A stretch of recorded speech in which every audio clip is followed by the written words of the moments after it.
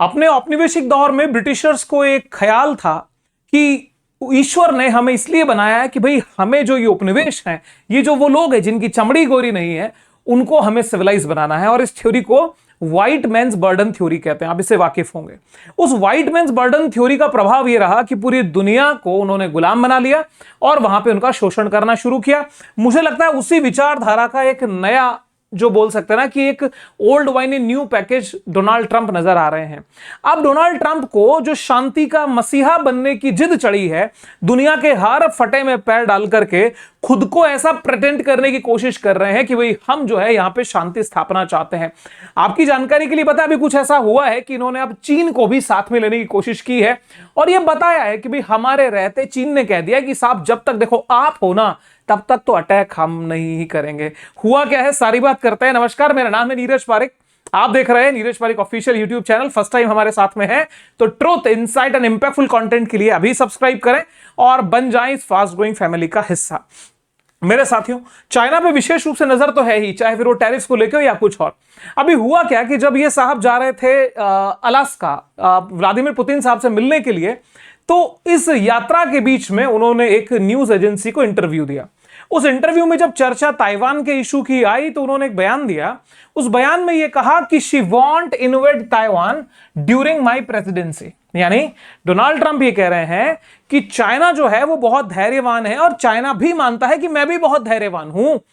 और उन्होंने कहा है शी जिनपिंग ने कि मेरे शासनकाल में तो कम से कम वो ताइवान पे हमला नहीं करेंगे, मतलब उसको कब्जे में नहीं लेंगे। अब हुआ क्या कि जो शब्दावली, इस पर थोड़ा सा गौर करने की जरूरत है मेरे दोस्तों। बात जब ये कही जा रही है कि जब तक आप प्रेसिडेंट हैं तब तक हम इसको अपने इलाके में शामिल नहीं करेंगे या तब तक हम इस पे कब्जा नहीं करेंगे, मतलब ये कि जो शांति की अवस्था है ये कब है, जब डोनाल्ड ट्रंप है। वो अटैक क्यों नहीं कर रहा, क्योंकि अमेरिका का प्रेसिडेंट डोनाल्ड ट्रंप है। यदि आप नहीं होते या जब आप नहीं होंगे तब शायद हम ऐसा कर सकते, इसलिए भविष्य की जिम्मेदारी नहीं है। तो कुल मिलाकर के हर स्थिति के अंदर बात तो तय है कि इस बात की में गहराई तो नजर आ नहीं रही, क्योंकि जब रॉयटर्स ने कोशिश की कि भाई इस जो बयान आया है, इस बयान की पुष्टि चाइनीज दूतावास से भी ले ली जाए, तो वहां से तुरंत में कोई जवाब नहीं दिया गया, मतलब बात की गहराई स्पष्ट नहीं है। तो सारी की सारी जो कोशिश है वो यही है कि किसी भी स्थिति के अंदर वो चमकता हुआ सिक्का, शांति का नोबल हमें मिल जाए तो कुछ बात ही होगी। बात की सर गहराई में चलते, चरणबद्ध तरीके से चीजों को समझते हैं। अब यहां पे शी जिनपिंग की जो मुस्कुराहट है वो इसलिए है कि भाई तुम हो क्या, तुम बोल क्या रहे हो, तुम चाह क्या रहे हो, क्योंकि अगर कुछ बयान होते तो स्पष्टीकरण आ जाता, स्पष्टीकरण आया नहीं। तो सर हम फिर इसके इशू की गहराई में जाने की हम शुरुआत करते हैं। इस मुस्कुराहट का राज वीडियो के एंड में क्लियर हो जाएगा, पूरा वीडियो ध्यान से देखते चलिए मेरे दोस्तों, स्टेप बाय स्टेप बढ़िए। सबसे पहले जो आप यहां देख रहे हैं ये है पीट हेग्सेथ। पीट हेग्सेथ कौन है? ये अमेरिका के रक्षा सचिव हैं, यानी इनको रक्षा मंत्री समझ लीजिए, ठीक है। दूसरी चीज देखिए, ये जो आप बिल्डिंग देख रहे हैं ये है शांग्री-ला होटल। ये शांग्री-ला समिट आपने सुना होगा, वो शांग्री-ला समिट इसी शांग्री-ला होटल के नाम पे पड़ा है और इसकी लोकेशन है सिंगापुर। तो दोनों को जब एक साथ लाते हैं तो सर सीन बनता है ये। पीट हेग्सेथ अभी 22वीं शांग्री-ला डायलॉग समिट में बोल रहे थे, शांग्री-ला डायलॉग्स में बोल रहे थे, अभी कुछ दिन पहले की बात है। और बोलते बोलते साहब ने एक बात ही रखी कि जो चाइना है ना, ये चाइना ताइवान पे कब्जा करने की पूरी तैयारी कर चुका है। कौन बोल रहे हैं? पीट हेग्सेथ, जो कि अमेरिका के रक्षा सचिव हैं, वहां के रक्षा मंत्री हैं, जो कि इनकी नियुक्ति भी राष्ट्रपति के द्वारा की गई है। तो इनका हर एक वाक्य आप मान सकते हैं अमेरिका के प्रेसिडेंट की ही मर्जी से निकले हुए शब्द होते हैं। तो जब यहां पे चीन ताइवान पे कब्जा करने की बात पीट हेग्सेथ ने शांग्री-ला डायलॉग में कही तो मामला बड़ा पेचीदा हो गया था कि भाई आखिर में चल क्या रहा है। अब यहां पे कहा कि साहब चीन की आर्मी तैयार है, चाइना अपनी पूरी आर्मी को बिल्डअप कर चुका है। तो जब उस समय पे पीट हेग्सेथ के बयान में चीन हमला करके कब्जा कर रहा था, तब भी तो राष्ट्रपति ट्रंप ही थे। और आज जब आप बात कर रहे हो दुनिया में शांति के विस्तार की, प्रेसिडेंट ऑफ पीस बनना चाहते हो, शांति के राष्ट्रपति बनना चाहते हो, तब भी तो आप ही राष्ट्रपति है जनाब। तो यह दोहरा द्वंद्व कैसे हुआ? कोई बात नहीं, आगे चलते हैं सर। इसको थोड़ा सा आप जड़ में जाएंगे तो आपको यह समझना होगा कि ताइवान का बेसिकली इशू है क्या, क्योंकि बिना गहराई में गई चीजें हमारे को समझ में नहीं आएंगी मेरे साथियों। बहुत लंबे समय तक तो ताइवान एक तरह से, क्योंकि समुद्री सीमा से दूरी है, आप देखिएगा तो बीच में समुद्री सीमा है, लगभग यहां पे 160 किलोमीटर का यह समुद्री पास आता है। तो जिस समय पे तकनीकें नहीं थी बहुत ज्यादा, तो बहुत लंबे समय तक तो ताइवान अछूता रहा, इसके ऊपर चाइनीज शासकों की नजर पड़ी ही नहीं। बहुत लेट आकर के साल जब देखा जाए तो 1683 में क्विंग राजवंश ने इसके ऊपर अपना शासन स्थापित कर लिया, अपने एरिया में काउंट कर लिया। लेकिन सर ये एक तरह से इग्नोर्ड एरिया पड़ा रहा, यहां ना कोई विकास हुआ ना कुछ हुआ, विशेष तवज्जो इस एरिया को दी नहीं गई। लेकिन बहुत लंबे समय तक ये शासन यहां कर नहीं पाए, क्योंकि 1895 के अंदर जापान ने ताइवान पे कब्जा कर लिया था। अब जापान ने जब अटैक किया, सिनो जापान वॉर जो हुआ था मेरे दोस्तों, सिनो जापानीज वॉर 1894 टू 95, तो वहां पे एक शिमोनोसेकी ट्रीटी होती है, शिमोनोसेकी संधि जो हुई, इस संधि के तहत यह हुआ कि भैया ताइवान को जापान को दे देते हैं। ठीक है, यानी पहले इग्नोर्ड एरिया था, बाद में चाइना के क्विंग राजवंश ने उसके ऊपर अपना अधिकार जता दिया, और जब जापान से लड़ाई होती है, जापान से झगड़ा होता है, स्थितियां बिगड़ जाती हैं, विकृत हो जाती हैं, तो ये ट्रीटी की जाती है। उस ट्रीटी के तहत जापान को बोला जाता है भैया ताइवान अब आपका है। अब समझिएगा ताइवान के ऊपर जो नजरिया जापान का रहा वो एक तरह से उपनिवेशिक शासन रहा। अब औपनिवेशिक शासन यानी कॉलोनियल, जैसे ब्रिटेन का इंडिया पे था, तो यहां पे इन्होंने कुछ डेवलपमेंट्स किए, लेकिन वहां पे अत्याचार जो थे ना वो बरकरार जारी रहे, क्योंकि उनका मूल उद्देश्य तो शोषण करना था, अपने साम्राज्य में जोड़ना इसको पूरी तरह से नहीं था। ठीक है सर। अब होता क्या है, जब सेकेंड वर्ल्ड वॉर होने लगा, सेकेंड वर्ल्ड वॉर खत्म हुआ, जापान का सरेंडर होता है, तो जापान के सरेंडर के टाइम पे जापान की हार होती है और ताइवान को औपचारिक रूप से फिर से चीन को सौंप दिया गया। अब यहां पे आप देख रहे हैं, पहले चीन के राजवंश के पास है, फिर संधि के तहत जापान को दिया गया, उसके बाद में फिर ये चीन के पास आ जाता है। अब ये चीन कौन सा है, थोड़ा सा नजर दौड़ाइएगा सर, तब चीजें क्लियर होंगी। इस समय जब ये 1945 में चाइना को ताइवान जापान से फिर मिलता है, इस समय पे चांग काई शेक यहां के राष्ट्रपति लीडर हुआ करते थे। इस समय पे चाइना में डेमोक्रेसी चलती थी, लोकतांत्रिक सरकार हुआ करती थी। ठीक है सर।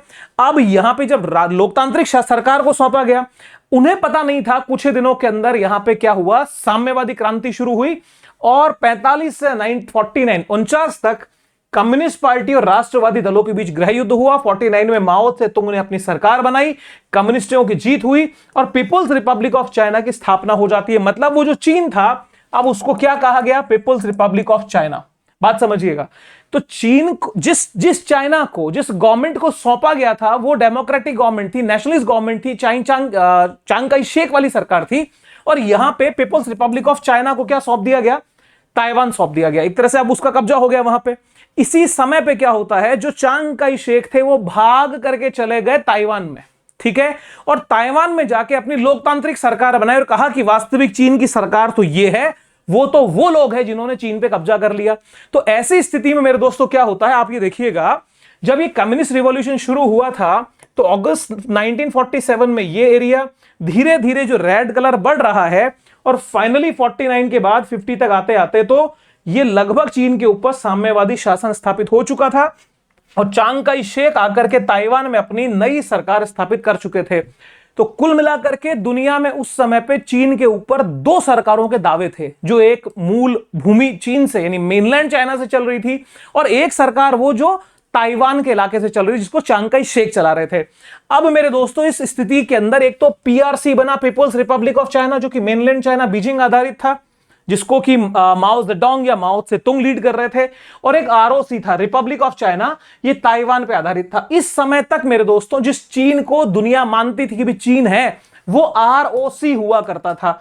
पीआरसी की वैल्यू या पीआरसी को रिकॉग्निशन ना के बराबर था, लेकिन धीरे धीरे मामला सारा शिफ्ट पीआरसी की तरफ हुआ, और आज जो चाइना की सरकार आप देखते हैं, ये पीपल्स रिपब्लिक ऑफ चाइना की सरकार है, ना कि रिपब्लिक ऑफ चाइना की सरकार है। बात एकदम स्पष्ट होनी चाहिए मेरे दोस्तों। अब यहां पे क्या हो गया, इंटरनेशनल लेवल पे भी आप देखेंगे तो वन चाइना पॉलिसी को दुनिया ने एक्सेप्ट किया हुआ है। 1971 में संयुक्त राष्ट्र ने पीपल्स रिपब्लिक ऑफ चाइना यानी माओ त्से-तुंग वाले चाइना को चीन का प्रतिनिधि मानते हुए आरओसी को बाहर कर दिया। तो कुल मिलाकर के 1971 तक आते आते 49 से शुरू हुई है लड़ाई, ऑफिशियली ठप्पा लग गया कि भैया चीन में जो सरकार है, वास्तविक चीन कौन है?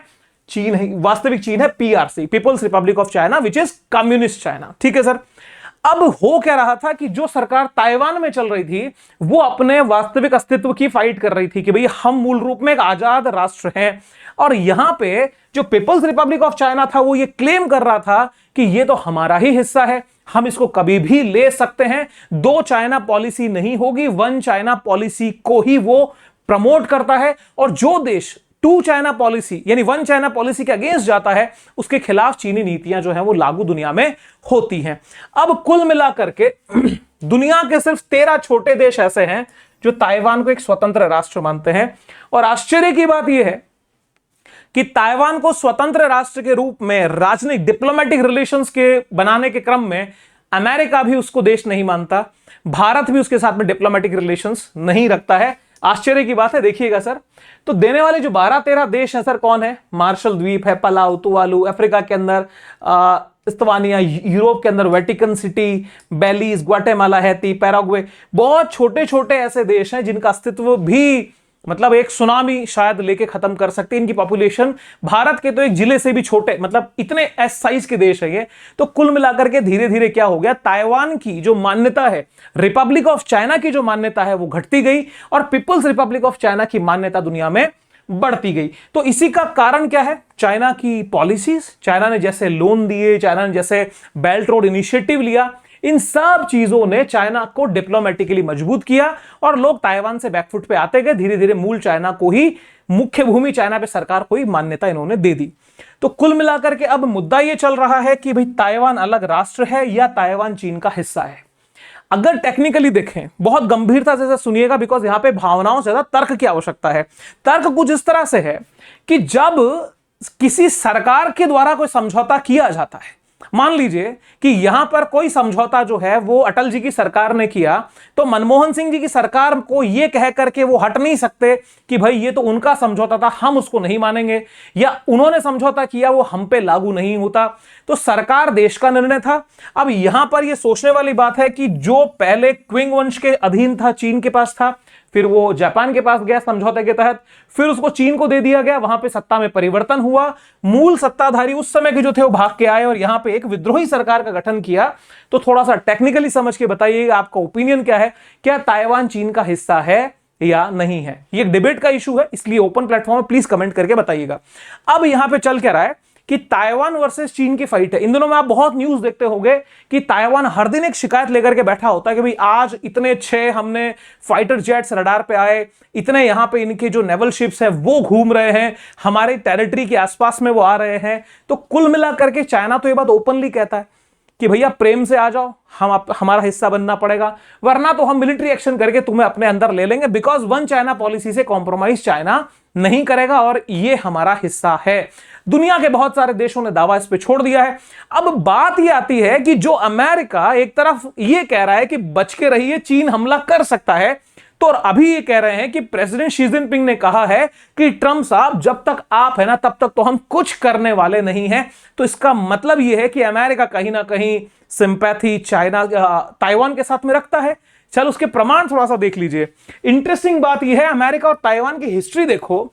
1979 में अमेरिका ने पीपुल्स रिपब्लिक ऑफ चाइना से औपचारिक संबंध स्थापित कर लिए और रिपब्लिक ऑफ चाइना यानी चांग काई शेक यानी ताइवान से राजनीतिक संबंधों को खत्म कर लिया। तो आप पहली बात ऑफिशियली अगर आप सपोर्ट में हो तो आप पीआरसी की मान्यता रद्द करके आरओसी को मान्यता दे दो। अगर इतना बड़ा आप में जिगरा है, इतना दम है और शांति दूत बने हो तो करके देखो। लेकिन सर इनका काम क्या था कि पीआरसी से रिलेशन मेंटेन हो गया, बहुत अच्छी बात है क्योंकि वो तो वास्तव में दिख रहा है, उगते सूरज को नमस्कार है। अब यहां पे क्या हो रहा है, अमेरिका ने ताइवान रिलेशन एक्ट 1979 पारित कर दिया। बहुत इंटरेस्टिंग बात है सर, ताइवान रिलेशन एक्ट 1979। अब उसके तहत जो सबसे बड़ा काम किया वो ये कि ताइवान को हथियार इसके तहत ही बेचे जाते हैं। ताइवान रिलेशंस एक्ट 1979 मेरे दोस्तों ये व्यापारी है, घोर व्यापारी है, ये मुर्दाखोर हैं, ये कुल मिलाकर के जिसको बोलते हैं ना कि ये लाशों का सौदा करते हैं। यहां पे यूक्रेन में क्या हो रहा है फर्क नहीं पड़ता, ईरान में क्या हुआ फर्क नहीं पड़ता, गाजा में क्या है, इजराइल में क्या है फर्क नहीं पड़ता। फर्क इस बात से पड़ता है कि हमने हथियार बेचे या नहीं बेचे। ट्रंप के पेट का दर्द यह नहीं है कि भारत ने उससे ट्रेड डील की या नहीं की। ट्रंप की तकलीफ का कारण है कि भारत रूस से हथियार क्यों खरीदता है, हथियार यूएसए से क्यों नहीं खरीदता। सारी लड़ाई तो सर व्यापार की है, ये व्यापारी हैं, ये किसी के सगे नहीं। तो सर ताइवान को हथियार बेचता है, ताइवान की रक्षा अमेरिका की रणनीतिक अस्पष्टता बनाए रखता है। रणनीतिक अस्पष्टता है क्या? क्योंकि इधर भी मान्यता, इधर ये निकाल लिया ताइवान रिलेशंस एक्ट, क्या होगा पता नहीं। तो कुल मिलाकर के ये जो एम्बिग्यूटी है, अस्पष्टता, वो इसलिए है कि जिधर पलड़ा झुकेगा, जहां फायदा होगा, अमेरिका उस पलड़े में बैठ जाएगा और अपनी नैया पार लगाएगा। तो यानी हमला हुआ तो अमेरिका मदद करेगा या नहीं, ये साफ नहीं बताता, पर इशारे देता रहता है। तो सर कुल मिलाकर के ताइवान की कहानी अमेरिका की खुद इस दोगलेपन में उलझी हुई है, क्योंकि अमेरिका एक तरह से दुनिया की मजबूत ताकत तो है, इसमें कोई शक नहीं है।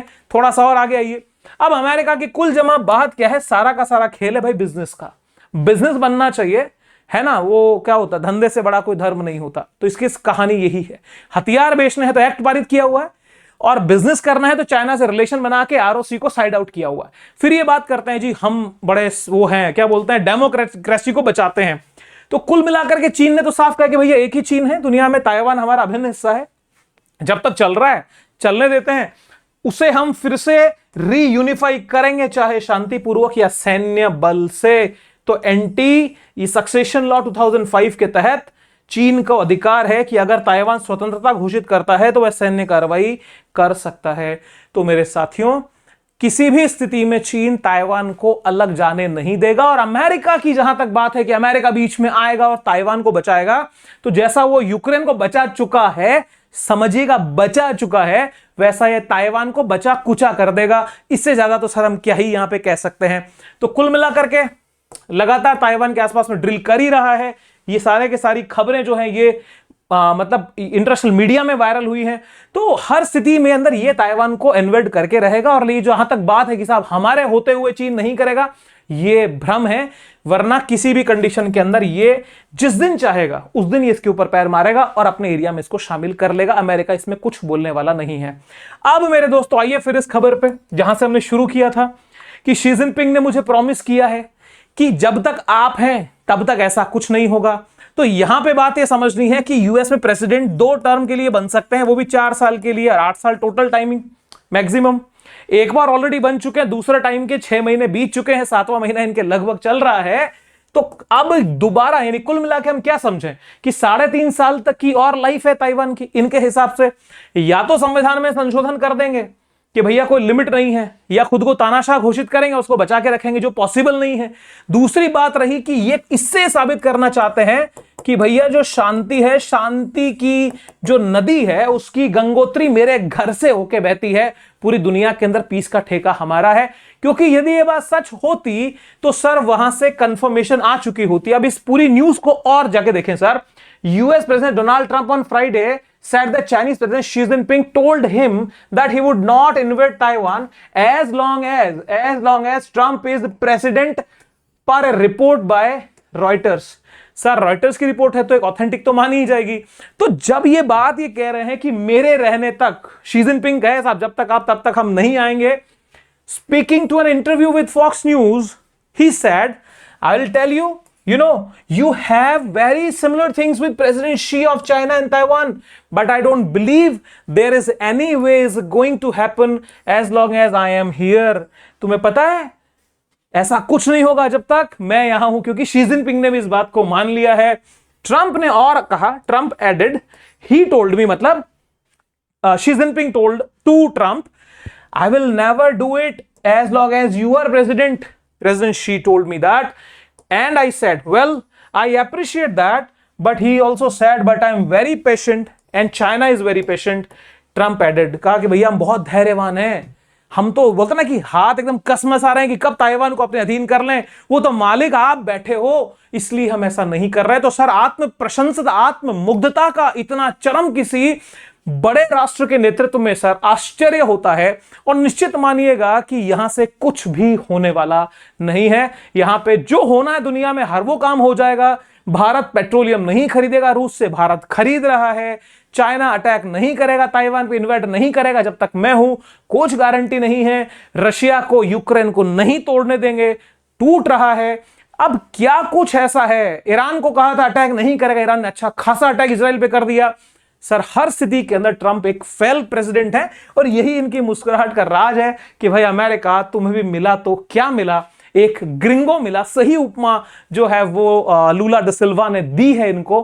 खैर सर, तो इस सारे मुद्दे के पीछे मूल बात जो हमारा उद्देश्य रहा वो ये कि इस परिस्थिति को हाईलाइट करके एटलीस्ट ये समझें कि वास्तव में मुद्दे क्या हैं, ताइवान चीन के बीच का इशू क्या है। क्योंकि जब तक हम अनबायस्ड होकर चीजों को नहीं देखेंगे, रियलिटी तो सामने आएगी नहीं। और साथ ही साथ में ये जो लोग हंस रहे हैं वो इसीलिए हंस रहे हैं कि भाई देखो देखो कौन आया, ये कहते हैं शांति दूत आया, शांति दूत आया। आपके क्या विचार हैं इसके ऊपर, कमेंट बॉक्स ओपन है। प्रेजेंटेशन और ये सारा एनालिसिस कैसा लगा प्लीज बताइएगा। यदि अच्छा लगा तो हौसला बढ़ाइएगा। कमेंट सेक्शन ओपन है, कमेंट्स का इंतजार रहेगा।